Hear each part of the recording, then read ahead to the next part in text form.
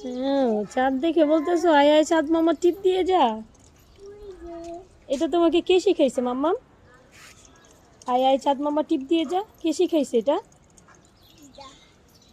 রিদা পারে, কিন্তু রিদাকে কে শিখাইলো এটা?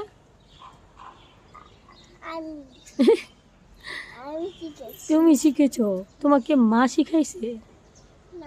কে? একা একাই শিখে গেছো?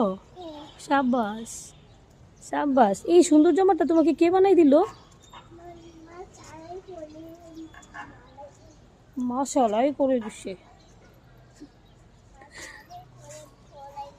সেলাই করে পরাই দিছে।